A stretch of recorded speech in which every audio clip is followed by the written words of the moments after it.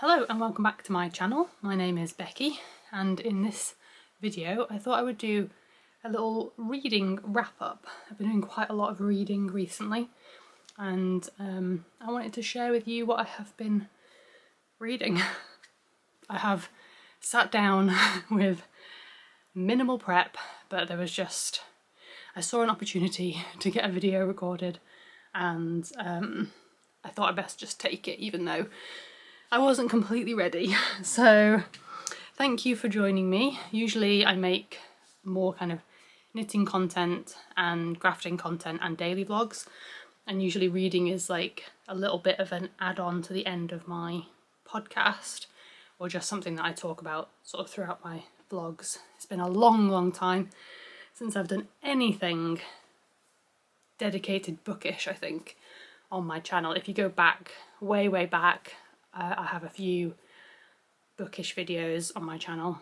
I'm trying to think, like the last time I mentioned reading properly on my podcast, or on my channel, was in my last podcast, and I talked about a couple of the books that I had not long finished. So that was during April. I finished the Six Tudor Queens series by Alison Weir and listened to the last two books of that.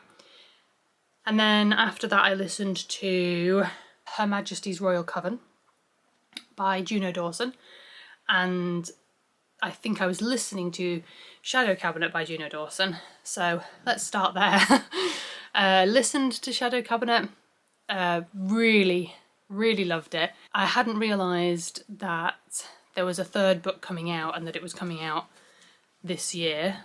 So I was really excited to kind of be listening sort of in anticipation of that book coming out. So I'm really looking forward to that. It comes out like the week before my birthday. I think it's the 17th of July it comes out. So probably I will get it before my birthday. It would be lovely to have it as a birthday present, but I don't think I'll be able to wait the extra 10 days because I'll have finished it in that time. So I think I will probably use my credit, my Audible credit, and get the audiobook version because I have loved it. The narrator is, to check, Gemma? I shouldn't guess. It's not even Gemma or Jenna. Nicola Coughlan. Amazing. It's like having a full cast of characters. Like, it's like a dramatised version, except it's just one person reading it. So it's really enjoyable listen, and yeah, I don't see why I would read the physical version when I'm enjoying the audiobook so much. So that was that. And then I listened to Queen Bee, also by Juno Dawson, narrated by the same narrator. And I did enjoy it. It was really nice to kind of have like a bridge between all of the King Henry VIII's wives that I'd listened to, and also then this other series. Queen Bee is set around the time of Henry VIII, and it's sort of backwards and forwards a little bit over a short period of history, with a little bit of when Anne Boleyn is still alive, and then a little bit of like not long after she's died. So, and it's about the sort of making of Her Majesty's Royal Coven. So it was really interesting, really enjoyable. I didn't enjoy it as much as the other two, but I think that was just because I was so into those two books that it was not, because it wasn't in the same storyline, it was just like not as exciting at that time. That makes sense. Like, I still really enjoyed it. It was still a great book. I probably would listen to it again, maybe like separately from listening to Human Rights, I think it's called, and then like listen to it completely separate and just enjoy it for like a standalone novella. I think I must have finished them in May. That was while we were away, so I'm just gonna double check. Yeah, so listen to Queen Bee, and then, that's right, then we were on holiday and we were just passing through York, and we walked past a Waterstones, and in the window was this book, A Case of Mice and Murder by Sally Smith, and something about it just really caught my attention. I really was like, I want to know more about this book. So we went in and I had a look. The guy behind the till saw me looking at it and he said, if you like Agatha Christie, this is like the closest new writing that you will get. So I was sold, Andrew was sold. So we picked this up and it took me, the only reason it took me a little while to get into was because I was reading it in really short snippets. Like I was able to read like 2 or 3 pages while we were trying to settle the children to sleep. Because we were I was reading on holiday and we were staying in like hotel rooms where it was us and 2 small children all together in one room. So it was not a lot of reading time. There was more reading time when I was like on trains and things, and that's when I really got into it, when I had time to sit with it. And that's really common for me with books. Rarely do I get into a book on its first page, but this one really pulled me in really quickly. Like it was really interesting from the first pages. I wanted to carry on reading it, but I think if I'd been able to sit with it for like an hour to like from the beginning, I probably wouldn't have been able to put it down, because I found it really hard to put it down. It was definitely like, I just want to finish this chapter, I'm just gonna read just a little bit more, and towards the end I feel like the chapters get a bit longer. Could be wrong about that. There's a bit of a mix of lengths, but it was really good, so enjoyable. I gave it 5 out of 5 stars. This copy is not the same copy that I bought in York. This is a new copy that we bought for my mother-in-law for her birthday, so we'll give that to her when we see her soon. My copy I popped in the post and have sent to a friend, and I'm hoping that she will enjoy it as well. And we immediately pre-ordered the next book, which comes out this summer and is called A Case of Lamb and Life, or Life and Lamb. I'm not entirely sure. I'll put a picture on it or something and leave a link down below, but that one I'm really looking forward to. I think me and Andrew are probably going to end up fighting over who gets to read it first. So after that we were in London just about to go to Paris, and I had like so little left of it. I knew I was going to finish it while we were away, and I didn't have any other books with me, so I also knew that there was a very good chance that if I finished it then I wouldn't have anything to read, because I wasn't sure that I'd be able to find an English book in France. We ended up going to Shakespeare and Company, and there were lots of English books, but I didn't know we were going to go there, and so we didn't want to take the risk, so I ended up buying 2 books on the train station. And those 2 books were If Cats Disappeared from the World by Genki Kawamura, and On Earth We Are Briefly Gorgeous by Ocean Vuong. I'm really glad that I started with On Earth We Are Briefly Gorgeous, because it's not my usual kind of book. It's not what I would usually go for. I must have heard some good things about it, because I was looking through my physical reading journal from last year, and I'd written it on my list of books that I really wanted to read last year, which I completely forgot about and so didn't read it.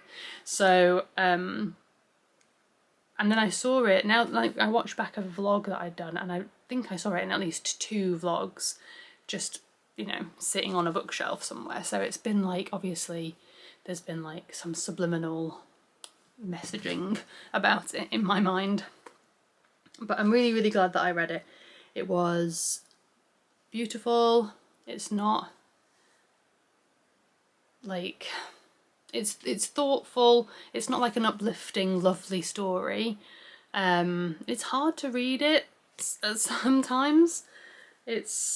Yeah, there was a couple of bits that were hard to read, so I would say check trigger warnings. The way it's written is it's a letter from a son to his mother, and his mother can't read. So there's an honesty there, like an unafraid honesty, because he knows that he's getting everything off his chest that he wants his mother to know, but also she's not going to read it. So there's kind of like that beautiful, sad element of it. It's, from what I understand, it's like semi-autobiographical. There are definitely scenes in here that when I was reading up on it, it was implying that that was sort of directly an experience of Ocean's, and yeah, so it's really beautifully written, really interesting. It's about a Vietnamese family, and there's some bits in the past during the Vietnam War, and then there's some bits that are not in the present but are like post-war, and it's not something that I know anything about, so it was really interesting to read that, and I would be interested to just learn a bit more about the Vietnam War having read this. So would definitely recommend it if you like these sort of reflective sort of stories, thoughtful. But yeah, check trigger warnings. And then the next one, If Cats Disappeared from the World. If I had picked this one up first, I probably would have just immediately slumped and not read any more books. I was disappointed by this book. I think I gave it 3 stars, maybe 3.5, but I think it was 3 stars, because it was quite, like, it's not a long book and it's laid out quite generously on the pages, and it was really it took me some time to get through it. Everything happens over sort of 7 days, and each day is a chapter, so the chapters are quite long, which made it really difficult to say, oh, I'll just finish this chapter and then I'll put it down and do something else. So, and I don't really like finishing in the middle of a chapter, because then I feel like I lose threads quite often. So it was quite hard to just sort of like sit down and read it for a few minutes, because the chapters are so long. So there was that. I found the dialogue really like clunky and not very natural. Something else that I didn't really like was that none of the main character doesn't have a name, as far as I know. No, he doesn't get a name. His cat gets a name, but his mum and his dad don't get a name. His ex-girlfriend doesn't have a name, and he's got a friend who's mentioned a little bit, and he has like a nickname, and that's pretty much it. Like, there's not a lot of characters, but most of them don't have names, which I just found really odd. For him to not use his own name, fine, that made sense. But particularly with his girlfriend, he just referred to her as either my girlfriend or my ex-girlfriend, and it just felt really impersonal.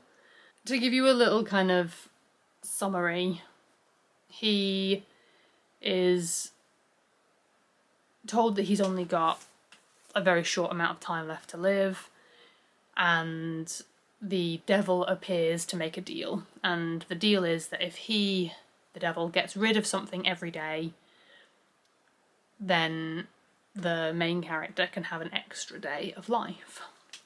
And the main character agrees to this deal because at first he assumes that he's going to be able to pick the things, and that he's going to be able to pick things like dust bunnies, and like cobwebs, you know, things like that.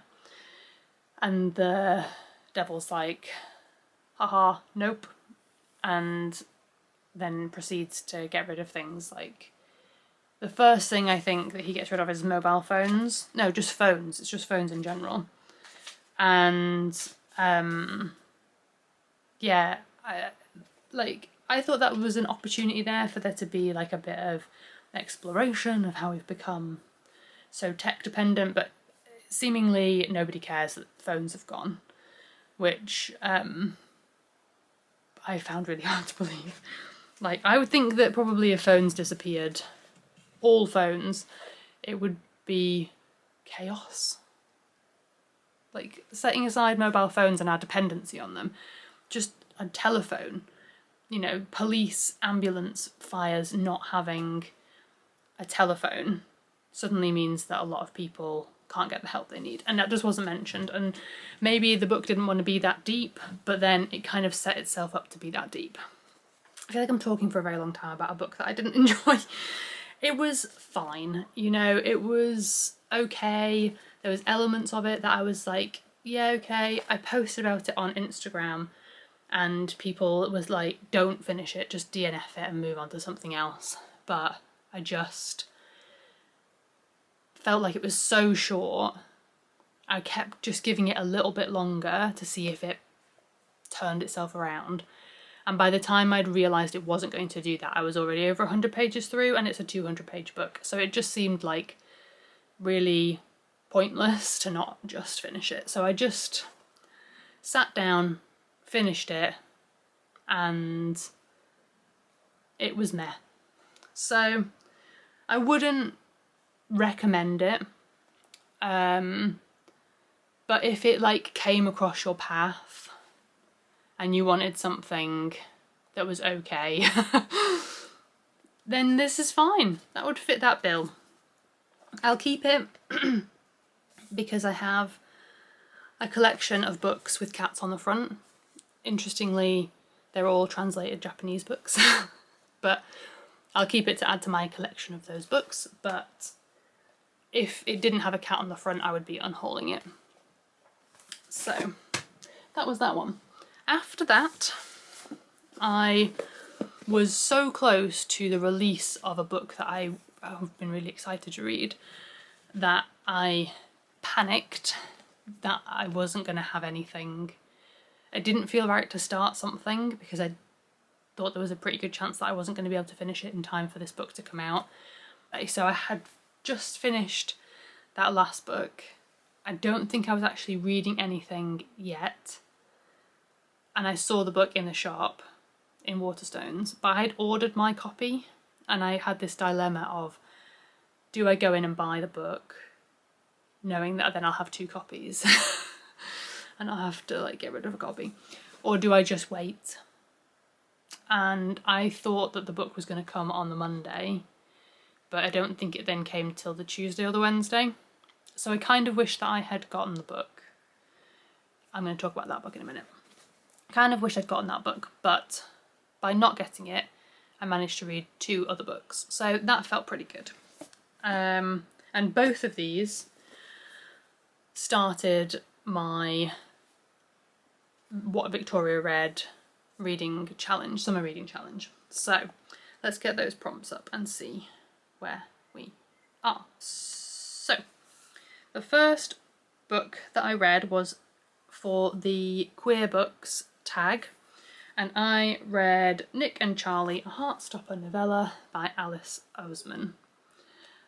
And this is just really cute. I really like the Heartstopper series. It's really cute, it's really fun, it's really quick read.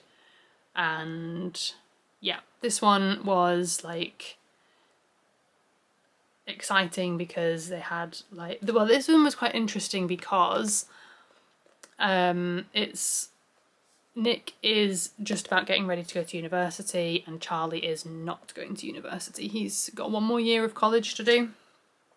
And so there's a lot of agonising over whether or not they should go, whether or not they should stay together, whether it was going to work, that they were going long distance, that kind of thing. And so it was quite interesting for me because me and Andrew, my husband, got together about 18 months before he went to university. And so our timeline, our real life timeline, was quite similar to Nick and Charlie's fictional timeline.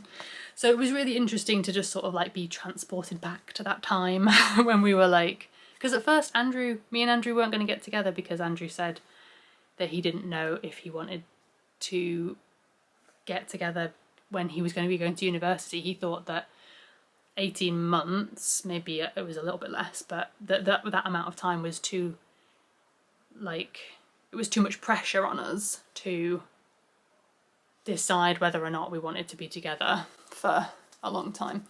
We did get together and we had no problems being long distance, and we're still together. We got married, etc, etc. So it was just really like nice, really interesting to sort of see Charlie and Nick go through that, and their friends as well who were in relationships going through the same thing. So it's just really cute, really sweet. I think I read it in about 2 hours, so it felt like a really nice, quick first book to check off. I think I literally was like, I think, what should I read? Oh, I think I'll pick this up. And then I like opened Instagram and saw that Victoria had said that she was doing this reading challenge, and I was like, perfect, it's like it's meant to be. So that was the next book. I think I gave that 4.5 or 5 stars because it was just adorable. And then, because that one had taken me so little time to read, I yet again had to decide whether or not I was going to pick up another book. So I ummed and ahed a lot, and I did pick up another book, and I'm glad I did, because again, the book that I was anticipating took a little bit of time to arrive, and so I would have been bookless and probably would have slumped, because I really have to keep my reading momentum going, otherwise I slump. So I picked up The House We Grew Up In by Lisa Jewell, and this was for the, just having a look, second-hand book prompt, and I can't remember where I got it from. I know it's second-hand because I haven't read it before and the spine is broken and it looks really dinged up, so probably just from like Oxfam, or I might have, no, this one isn't a borrowed one. Somebody might have sent it to me actually. It might have been sent to me, but like by a friend, I mean. But yeah, I really like Lisa Jewell, so this was an easy one to pick up because I knew what I was getting into. And it was interesting actually, because it's different from the other Lisa Jewell books that I've read. It's less of a, in some ways it's less of a thriller. There is still definitely, like, I was trying to explain it to my children and without like weirding them out, and I was sort of saying that the kind of books that this author writes are designed to make you feel uncomfortable, and it definitely has that, but it doesn't have those kind of like thrilling murder mystery or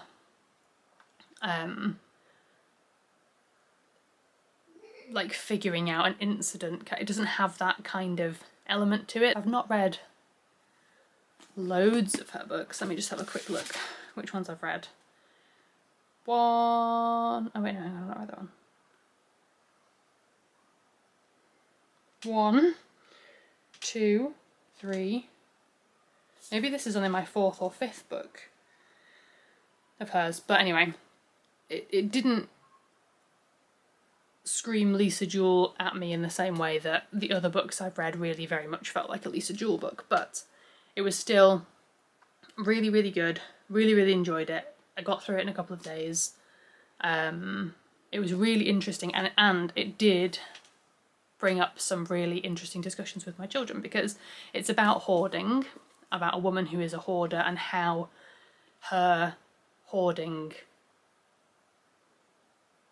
impacts her life and the life of her family, and how it impacts her relationship with her children and her partners, and how it like affects their relationships with each other. So it's really, really interesting, and it, like I say, my boys were really interested to know what it was about, and I wanted to tell them what it was about, and it brought up some really interesting questions and conversations about mental health and about the difference between like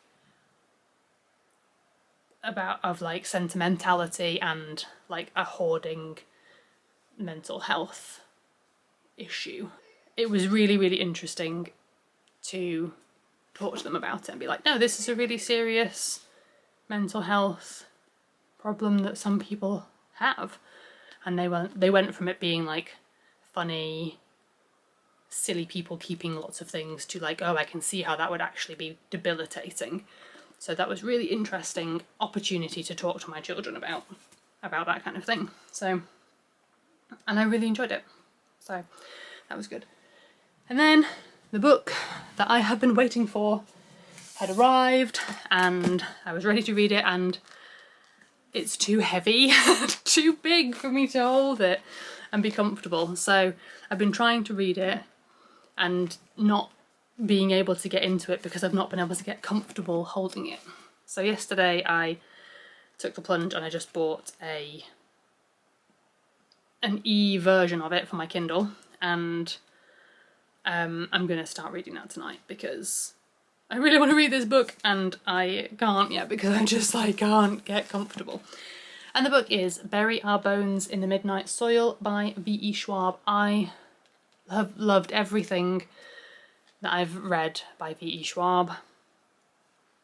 She is just one of my favourite authors. It's amazing how many books she's working on all the time. I follow her on Instagram and she's really interesting to follow on Instagram, and I follow her newsletter.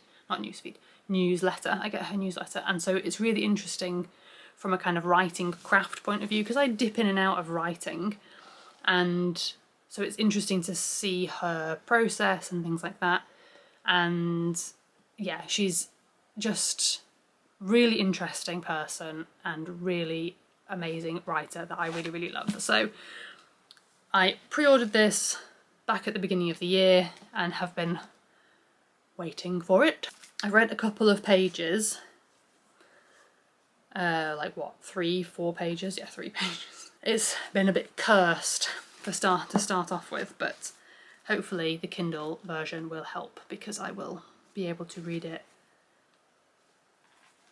more comfortably.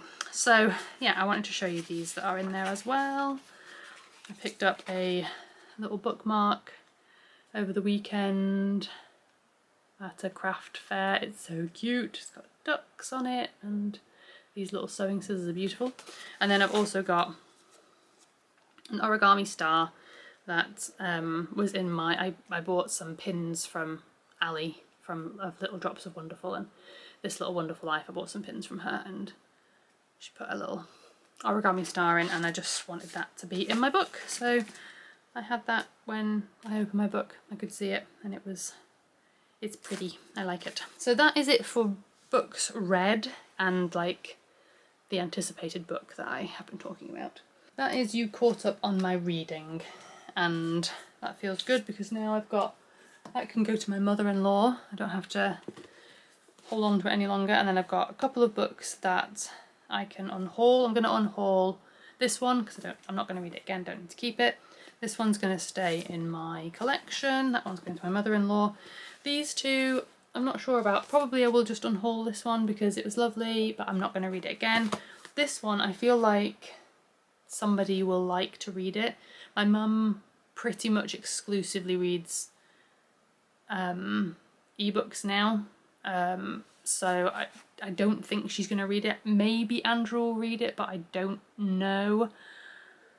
So I'm going to keep hold of it for a little while until somebody like jumps out as a person to pass this on to, because it feels like the kind of book that you give to somebody else to experience.